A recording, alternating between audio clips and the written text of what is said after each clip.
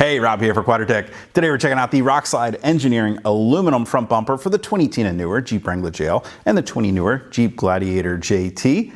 Out of the box, this bumper is available in two configurations for you. You can choose the mid-width version of the bumper like I currently have installed on the front of my Jeep here, or the Shorty version of the bumper, which is essentially the same center section without the inclusion of those additional end caps. And it's actually how I ran this bumper when we were out in Moab for Easter Jeep Safari just a few short weeks ago. One of the things I love about this bumper is the construction method of using a lightweight aluminum skin over top of a heavy-duty steel subframe. So not only are you getting a very strong and feature-packed bumper, but for what you're installing, it's keeping the overall weight relatively low. Now, it also contributes to the ease of install because you can install that subframe and your winch first and then simply slide that aluminum skin over top, meaning you can complete the install by yourself in your garage or your driveway without the need of having to have some friends come over and help lift a heavy bumper and winch assembly onto the Jeep all at one time. Now, as I mentioned, this bumper is feature packed, and if we start right here in the center, we can talk about the winch cradle and that steel subframe. So underneath of this aluminum skin, we've got a heavy duty frame that bolts to both sides of the frame horns on the front of the Jeep here. Not only does this give us two heavy duty recovery points designed to accept some D-ring or bow style shackles for a recovery situation, but it also serves as a cradle to mount a self-recovery winch. As you can see, I've got a worn Xeon XD winch mounted down nice and low in that cradle here, giving plenty of airflow through to the Jeep's radiator. We've still got easy access to things like the winch clutch handle,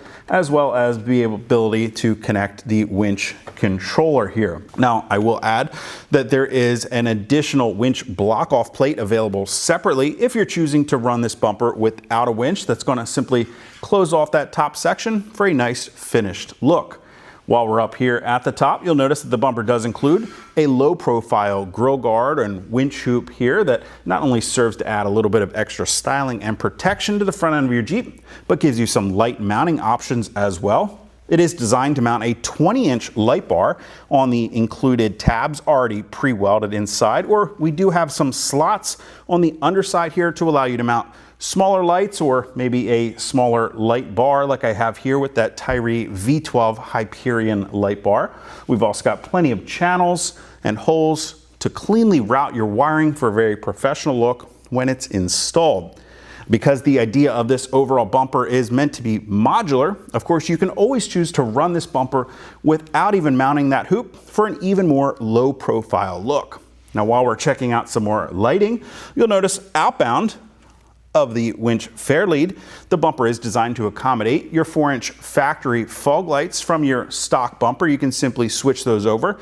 This would also be a great time to upgrade those to an aftermarket higher output or LED fog light alternative. So I've got those Diode Dynamics Elite Series fog lights to go with those Elite Series headlights mounted in my Jeep. Now, even more light mounting options when we go with the mid-width version of the bumper. You'll see we have these wings here that add some additional width to the bumper to give us a little more front end protection and also serve to give us an additional light mounting point to mount a 4-inch auxiliary light. Right now I've got those Tyree Off-Road 1010 series lights mounted in there. Now, if you're going to be headed off-road and you really want to get the best approach angles possible, of course you can simply remove those end caps by unbolting those 4 bolts, holding them in place to give you that Shorty width bumper.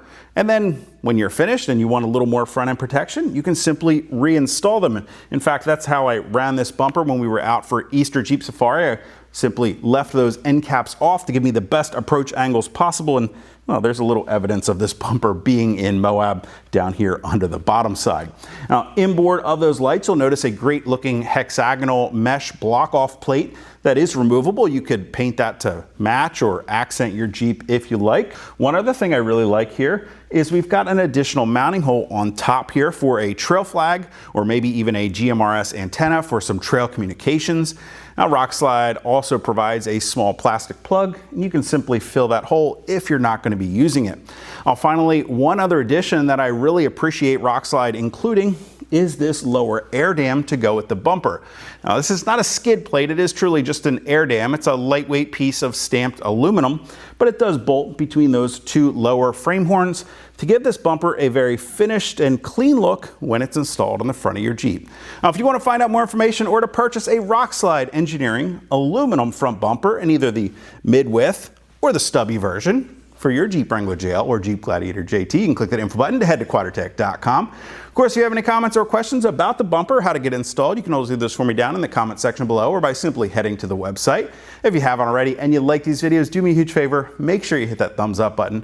Don't forget to hit that subscribe button as well as the notification icon so be sure to catch all of our latest videos. Till next time, I'm Rob. I'll see you out on the trail.